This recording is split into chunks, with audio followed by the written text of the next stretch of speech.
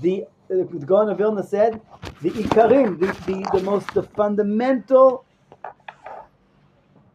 beliefs of the faith of Israel, and it's interesting, and the Torah. Again, same language. He didn't say the foundations of the Torah and Israel. He said foundations of the Jewish people. First, you have to understand who the Jewish people are, and that's what we've been talking till now. And then you can talk about Torah. So we were talking about Torah. We talked about the sin of the golden calf, and the receiving of the Torah, and then the sin of the golden calf, and like how God loves us unconditionally, and He created us. It wasn't that God needed a nation. And He said, okay, I need a nation. Any volunteers? The Jewish people. Okay, you messed up. Who's next? That's exactly what the Christians say. You messed up. God took us. And now you're thrown away. You're going to disappear. And it's gone. And we didn't disappear. They tried to help us disappear. And they still didn't help. Here we are, building the state of Israel. And there's most unbelievable things waiting ahead of us. So we are now back to where we are. We are at 104. I'm going back a little bit. We'll go fast to where we are today. So when he mentions that we meet this prophet and that the connection we have with the prophets, and it goes on. We were talking last week about what it's all about, to be a prophet and the connection we have to a prophet. And he mentions that meeting a prophet is like coming in contact with the next world. And the king hears this and says, whoa, what did you just say? The next world? If you're going to mention the next world, then the question is, why is it? And we're 104. Mar Kuzari. Hine yeudei zulatchem yoter chazakim yoter shmenim miyudchem. If I am in the market of looking for a religion, which is what the king was doing, so listen, the other nations, they offer a much better deal, much better offers of what you get in the next world. Right? The Christians, the Muslims, they go on and on and on and on. And the Jewish people, barely anything. There's barely anything. There's barely any, what do you offer you? Right? So I want to understand that's what you get. Where's your reward in the next world? Amar Achaver, right? Hem kulam achrei hamavet ve'en b'chaim mihem me'uma ve'lo davar sheyore alehem. Yes, there's they give you a lot of huge offers of what's going to happen in the next world, but we don't have that, because we are all about living now, being alive, right? And it's true that the nations of the world, all the other religions, they tell you when you die, you're going to have this, you're going to have that, you're going to get this reward, that reward. And what do we say? And this is a beautiful pasuk, and all the pasukim are beautiful. You people who are attached to God, Chaim, you're alive. And that's the purpose of being connected to God, to be alive now. Kulchem. So you say, maybe some individuals will be connected to God. No, everybody, kulchem. Okay, but maybe that will happen in the next world. No, hayom. Chaim, kulchem, you'll be alive. All of you will be alive. Everyone will have it on their certain level, as long as you're doing what your best. And it will happen today. It's not going to happen tomorrow. And this is what it is to be Jewish, and it's incredible. The other religions also, the priest, there's a whole industry around funerals and death, and they used to have these bones, and they would speak to the dead, and they would, and our priests, our kohanim, they are not allowed to go into a graveyard. They have to be the most connected, detached, or stay away from death. That's like the number one tactic to get people to, get people excited, get people, to market yourself as, everyone's afraid of dying, and here you are, you're dealing with it, you're talking about it, you're involved in it. It's a very powerful way to convince people, to get people excited. And here we have the Jewish people say, no, we are all about life. We are not interested in death. And we're not going to even talk about the next world. The Jewish people don't believe in some kind of reward over there. What do we believe? In a process. Olam haba means the world that is coming. It's always coming. You're always having more of a taste of it. And we said rabbis would bless each other. Olamcha tireh b'chayecha. The way they would say goodbye, I bless you to see your life in your olamcha tireh b'chayecha. See your next life in this world, because it's coming more, and it's a process. People don't like that. They want, boom, something happens, you go. No, we're talking about a process. And so the rabbi says to the king, yes, אבל הם כולם אחרי המוות, ואין בחיים הם מאומה ולא דבר שיורה להם. Yes, their whole religion, everything's based on death and what happens after. Do you see any of them talking about what happens now? And they have no proof. They're talking about the next world. But did anyone go there, come back, say what happened? Where's your proof? So they're just talking. They have books and books, literature nonstop, and they have a whole list. And it's corrupt. Why is it corrupt? Listen, if you don't speak Lashon Hara your whole life, you can go to the next world and talk Lashon Hara day and night. Wow, that's like, that's great. That's what I have to wait for? Let me just do it here now. Right? There's 70 virgins. That's this is your reward, the physical things. That's what it's about. It's complete corruption, and it makes no sense. Amar Kuzari. And the rabbi says, now we're already getting anywhere. At the end of the rabbi's almost, the king is almost there, but the rabbi has to fine-tune certain, and this is a very important message to fine-tune regarding death and the next world. And it's very, very important. We said the first book that we learned is the Mesilat Yesharim. And the Mesilat Yesharim starts off, the first part of the book, the first chapter is Olam Haba. Because if you don't understand Olam Haba, if you don't understand that there's something that you cannot grasp with your physical senses, but is more valuable, more eternal, and more real than anything you can grasp in your physical, you can't move forward in your physical sense. You can't move forward in your spiritual path, in your growth. It's very important to understand Olam Haba, but understand it in the right way. And that's what we're doing here. We're gonna slowly explain the right, we're calling hashkafa, means the outlook, the right understanding of the next world. What does it mean, the next world? Does it mean I don't want to be here? It means right? Amal Kuzari. So now the rabbi hears this, and he says, the king hears this and says, I got it. You're right.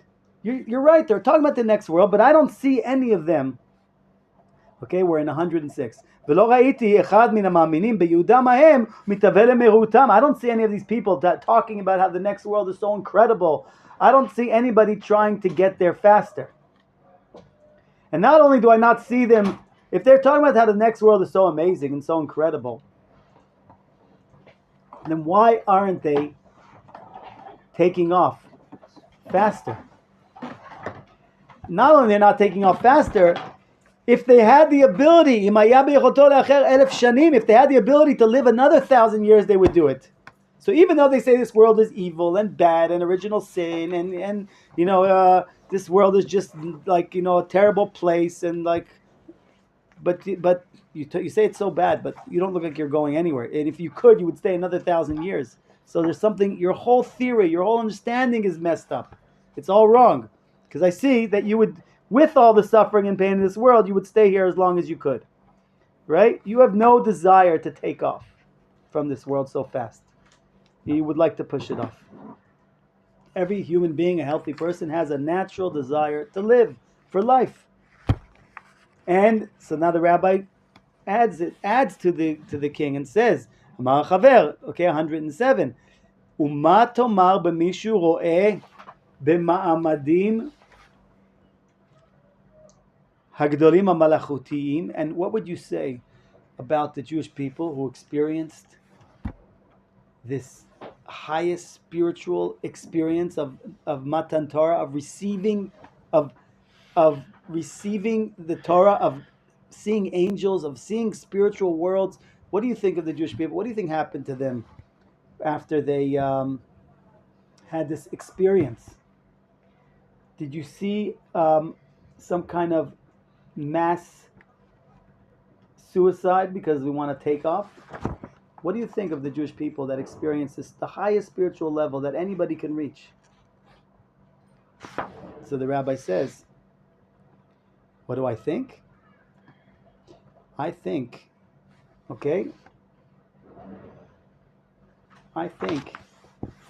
מבלי ספק שהוא מתאווה שתתמיד נפשו על הפרידה מחושב ותישאר נהנים באור ההוא. I'm sure that if the Jewish people had this high experience, spiritual high experience of speaking God face to face, panim epanim, diber alechem Hashem, God spoke to them face to face. What do you think happened? Asks the rabbi asked the king. The king says, I'm sure that the Jewish people, they just wanted to die nonstop, right? I'm sure they had this incredible desire, just like, let me die, let my soul take off. They must have wanted to leave their bodies, and just enjoy the basking in the light.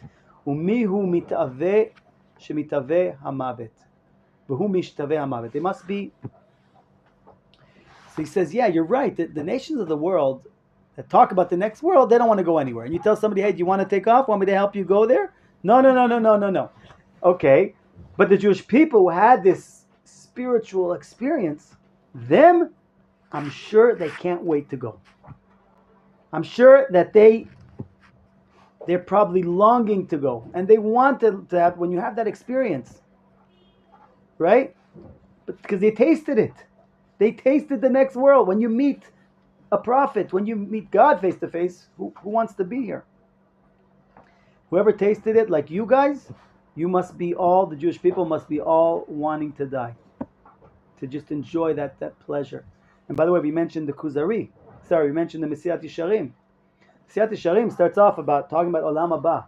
And then chapter 26, the final, highest level of the book, where what's the peak of the holiest person, is a Kadosh, someone who with his physical actions lifts up this world. With his physical, when he eats, when he sleeps, every physical action he does uplifts this world. He's not somebody who wants to leave and wants to just become so spiritual that like we mentioned the Buddhism. Buddhism is like the religion that has the most deepest despair. Even Christianity, they despaired in this world. The body is gone. The body is bad. The world is bad. The physical is bad. The spiritual, the soul, you can save the soul. The spiritual is good. You'll go there one day. Just somehow make it through this suffering here and you'll get there. Buddhism, the world is, there's no this world, there's no next world. Everything is despair and you don't want to kill yourself. So what you do is you kill yourself without killing yourself. You go into nirvana. You go into a state of meditation where you're here but you're not here, and just like detach from this world and just make it through the next thing, and you just go into nothingness, right? And that's a higher level of idol worshiping, because the Jewish people we made it to the, we hadn't come in contact with the Christianity, we came in contact with Islam, but we didn't come in contact with the Far East, and therefore there you have very, very much corruption and also much more despair. So, like the Rambam says, even though Christianity and Islam are they're even though they're not correct and there's major problems there, but they're a funnel for the word of God, a filthy funnel, but still there's a message of godliness. They have some messages that came through. So this is what the king says. You guys, as Jewish people, you must be all about going to the next world. Amar hachaver. The rabbi says, no. You missed the point. You missed the point. Aval yeudenu הדבקנו בעניין אלוהי בנבואה, משהו קרוב לה והתחבר העניין אלוהי בנו, בגדולה, בכבוד ומופתים. No, you miss it. No one of the Jewish people, anyone who is a healthy Jewish person, has a right understanding of God, nobody wants to die. Nobody wants to get there faster. Nobody wants to leave his body. Even though we know that there's an incredible reward. And by the way, also, if you read the Mishnah says, don't be a servant that serves the rabbi, the master, in order to get a reward. But be a servant who serves the master. Right? Al tiyu ka'avadim shemeshashim et harav v'nekal pras, ela yu avadim shemeshashim et harav shelo, but you should be a servant that serves the rabbi, the master, not to get a reward. So, first question, very simple, is why don't you just make it shorter? You're not allowed to serve God for a reward. Why would you have to say, don't be a servant that serves your master in order to get a reward? The answer is, there is a reward. And it's very important to understand, there is the next world. But don't focus on that. Try to reach a higher level. The higher level is to just do it for the sake of doing it, to doing it for the sake of God. You're allowed to serve God for the reward. It's a lower level. And that's why it's written in that long language. Yes? Right, there's it says in the Gemara, right? That someone who says Ashrei 3 times a day is given Olam Haba. Right. And when I do that, I'm thinking in my head, right? Is it, am I doing it for the right reason, right? Because if I'm doing it to get Olam Haba, is that really the type of incentive? So the answer is, you're allowed to. That's exactly what the Mishnah is saying. There's 2 levels. There's a doctor who the only purpose why he's a doctor is because he wants to help people, wants to save lives. Another doctor wants to make a good living. Is he bad? Is he evil? Is he terrible? No. He's a good doctor. He's not L'Shem Shamayim. He's not Lishma. There's no problem serving God for a reward. You shouldn't. It's okay if you do. But it's not. There's a higher level. It's okay if you're doing it for the sake of a reward. There is a reward, and you can serve it. There's lots of Hasidic stories of a rabbi who I don't know what he did, the Baal Shem Tov, and a voice came from heaven and said, "You just lost your place in the world to come." Oh, thank God! Now I can finally just start doing the work I need to do. And there's another story of the Gaon of Vilna. There was no lulav and etrog, and finally they got one, and it was super expensive. And the Gaon of Vilna, this guy was on the way to the city to sell it for millions, and the Gaon of Vilna said, "Give it to me, please. I'll give you whatever you want." He said, "No, I'm making 100 times whatever you'll pay me here." He said, "But if you give me, this salesman, if you give me all the reward in the next world for this mitzvah, I'll do it." And the Gaon of Vilna said, "No problem. All the reward for the mitzvah I'm doing goes to you for the next world. I just get to do the mitzvah." And the students say, there was never a time it was the highest level of his doing the mitzvah when he was doing it without any reward for the next world. He wasn't even interested. He never had a higher level of doing the mitzvah when he knew he's not getting the reward. So therefore, we know that there's the next world, and we know how sweet it is, and we know how great it is, and we know it exists because we've tasted it already. We've come in contact with the prophets. We come in contact with the next world through the Torah, through our experiences. We've been there. We come from there, and we're going to there, but we're not interested in there. We're here. We're here now. We have a mission here now, and we want to fulfill it in its fullest way. And no one of us wants to die. If we do, we have to work on ourselves and figure out what's going on. There's something wrong. Because we should want to be alive. Because that's the gift that God gives you, is that you'll do anything to be alive and to keep yourself alive. So, what the nations of the world they're talking about meeting something there. We experience it here now. Today, now, right? The whole thing is we say Zachenu lechaim, Melech Havetz Chaim, Leman Achei, write us in the book of life and remember us to life. And the Chaim, everything, our ideal is connecting with God in this world with the Shechina, and this is it. Okay? So you are shocked that you know this is what it is. Right? It's true, we know, it says Yafa Achat, the one moment in the next world is worth more than all of the pleasures you have in this world.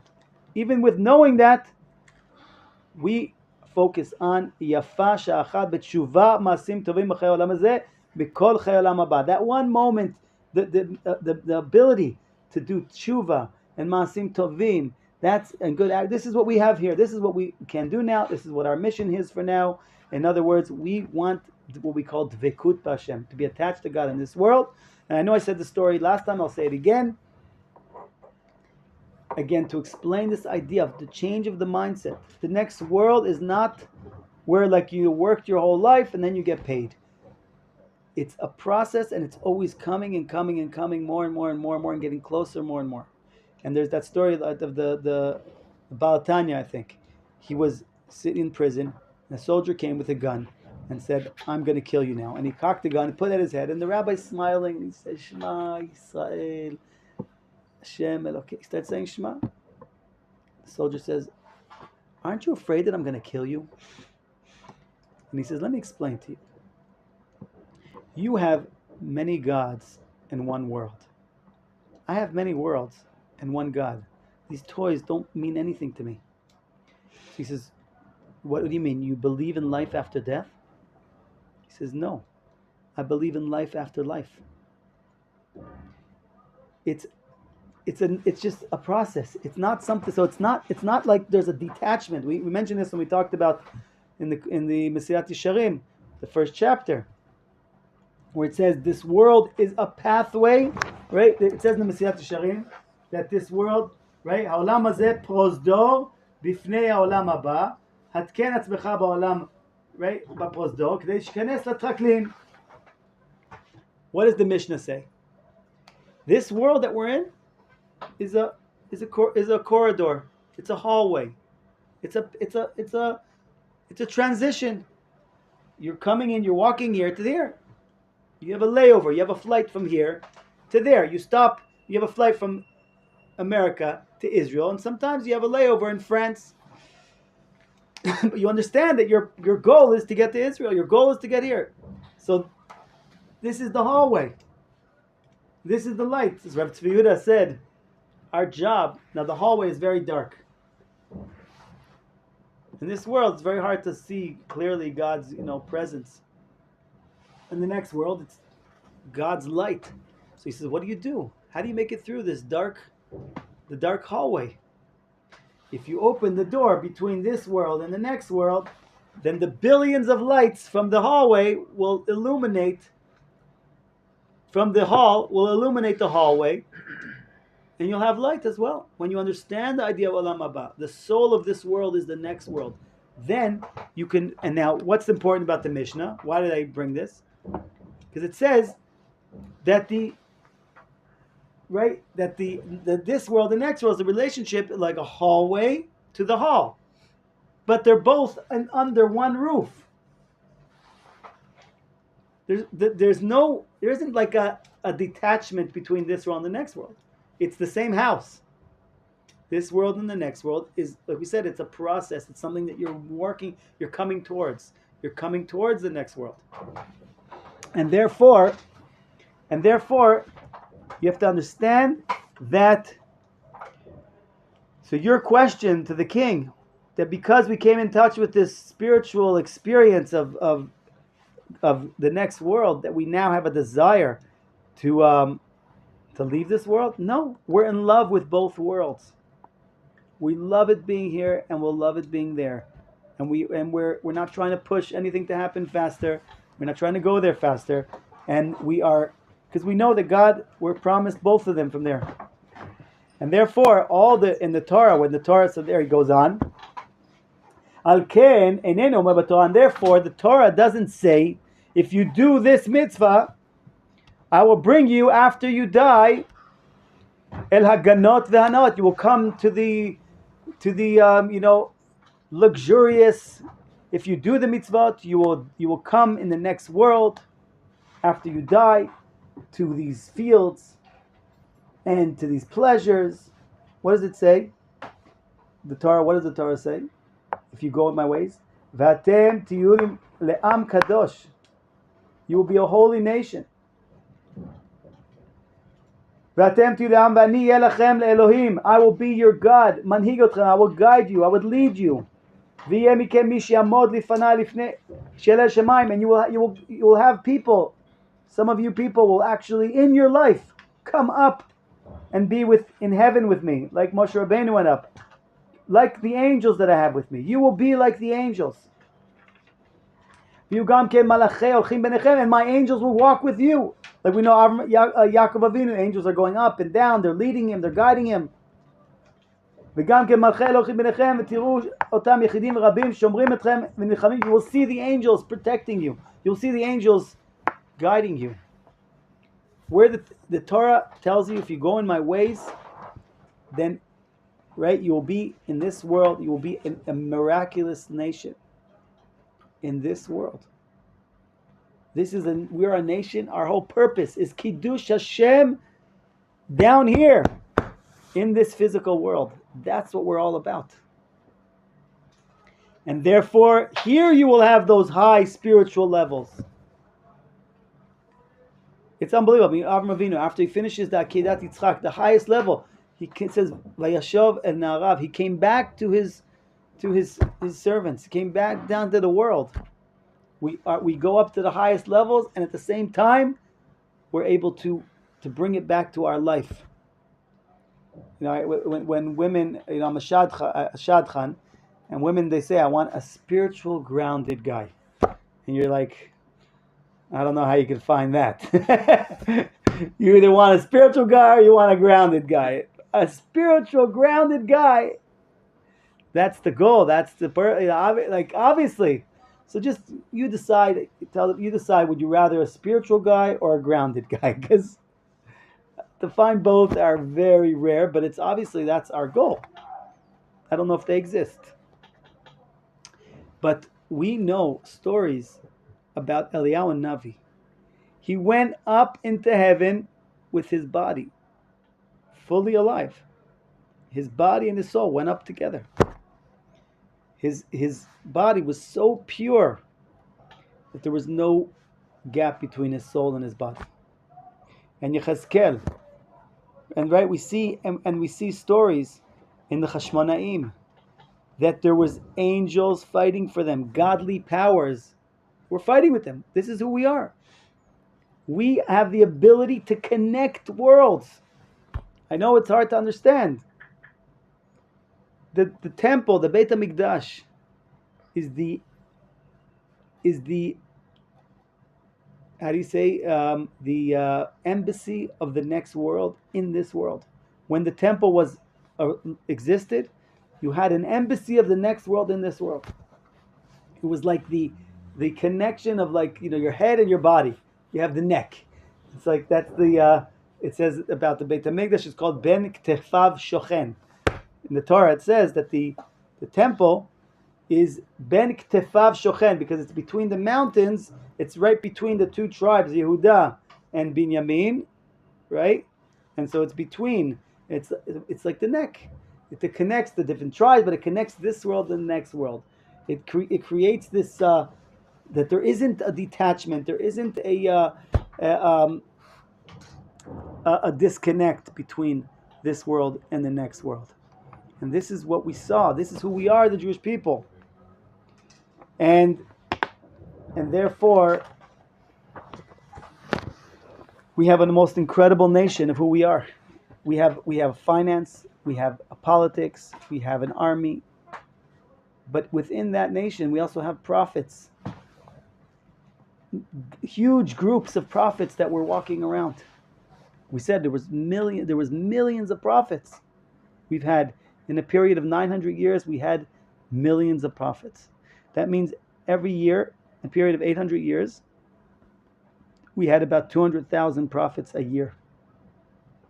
These were people that were living in this world and at the same time were connected to the next world. The prophet was the most person you connect to, you could talk to, you can relate to. He knew how to. He wasn't somebody who was detached.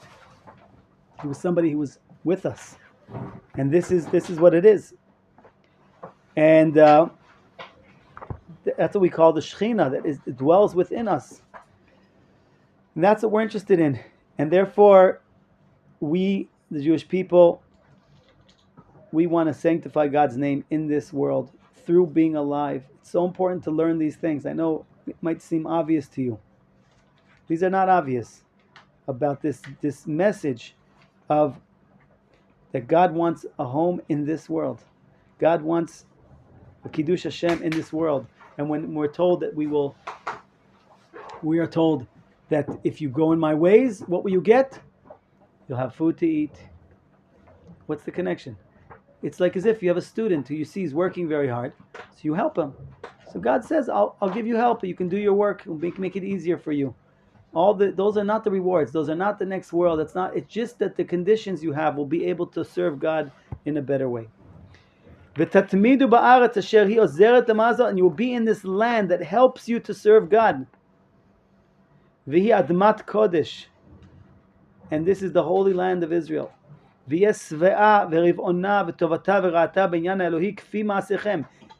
what the Torah says, if you go in my ways, right? We say it every day in Shema.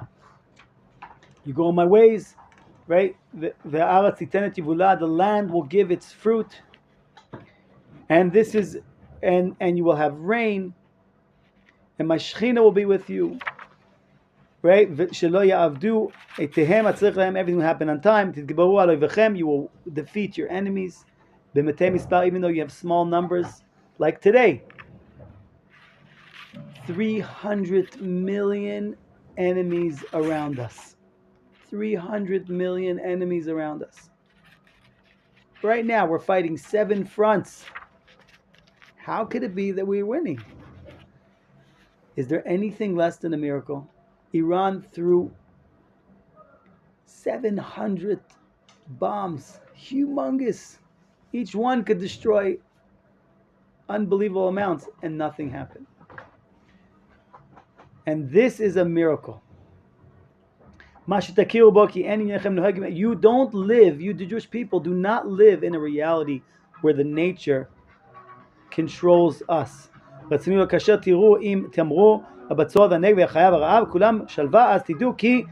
when you see that everyone around you is succeeding and you're not, because God, He loves us, and therefore sometimes He's tough with us. Sometimes He punishes us, but it's all from love. And when you see it will be so clear to you. You'll look around and you'll see the same way, the other way around. When we were in Egypt, we didn't experience the plagues. We had food, we had light when there was darkness, we had everything. We had water when they had blood. Because we live in a different reality. Then you will know that God is the one that is guiding you. The land of Israel is like it's like a mirror.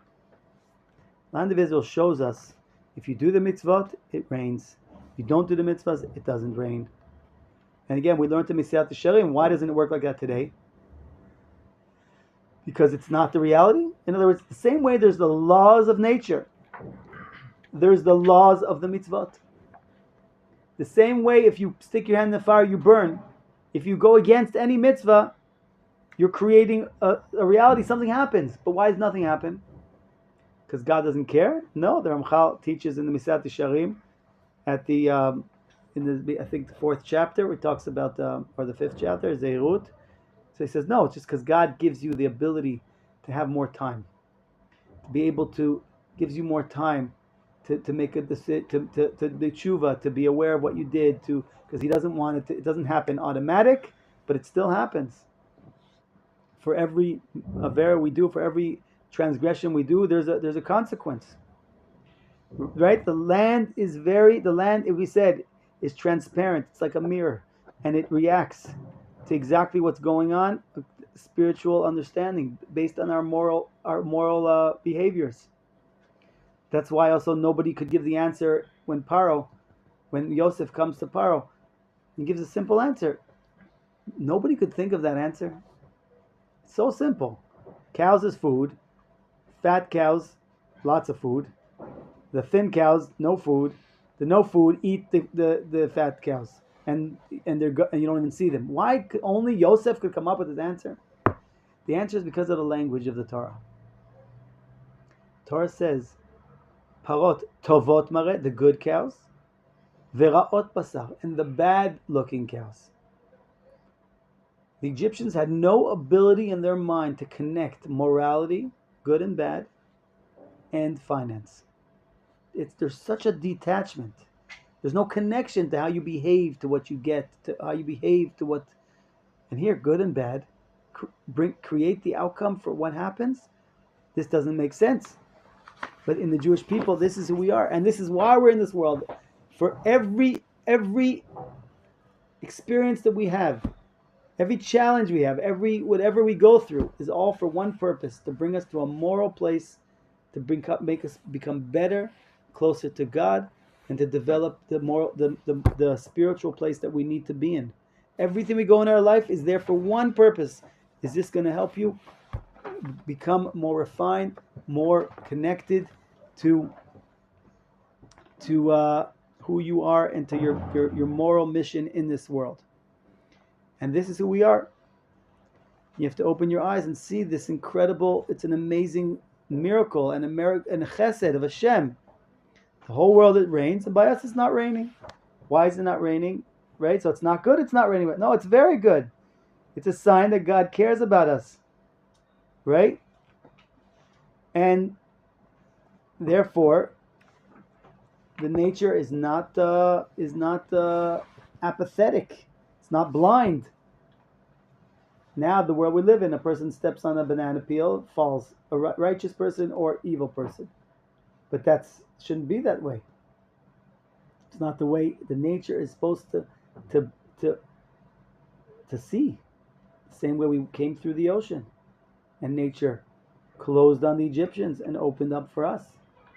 That's who we are. That's the way the reality is supposed to be. And when the Shekhinah is with us, then that's what it is. You go above nature, and this is an incredible thing.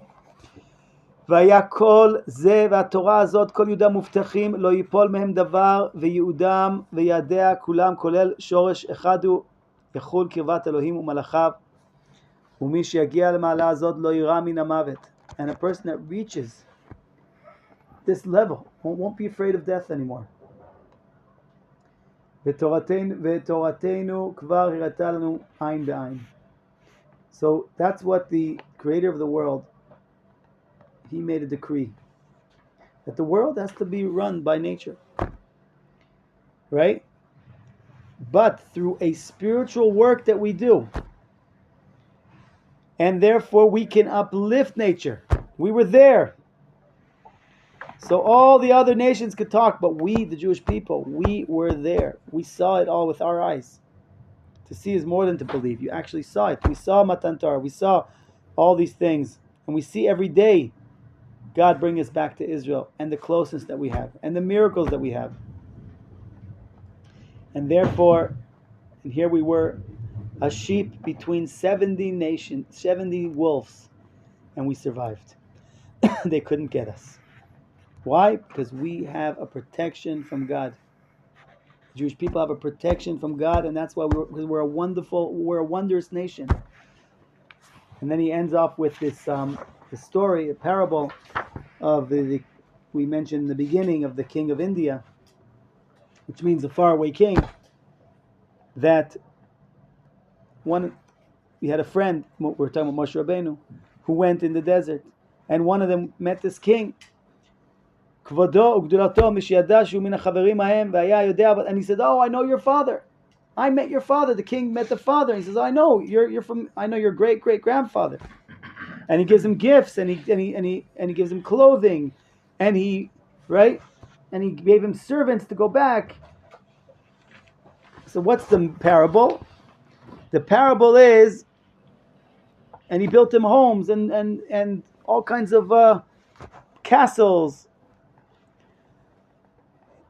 And therefore, and anyone who wanted to come to see the king could go to we would tell them how to get there, and we could make a phone call, and they'll let you in, and we'll set you an appointment with the king, right? And this is what's the parable. The parable is, and they didn't have to ask, how do I serve him? Because he told us that, what do I do to serve this king? And what's the parable is that we had Moshe Rabbeinu was the first one to meet the king. And the prophets are the ones after that to meet the king, the faraway king in India. And the messengers are the Shekhinah and the angels and the clothing. All this is like the prophecy. And what are these gifts? These are the 10 commandments. So therefore it's all clear. And the other nations, they didn't see anything. They didn't experience anything. They never came in contact with the king. And therefore they just make up all kinds of things.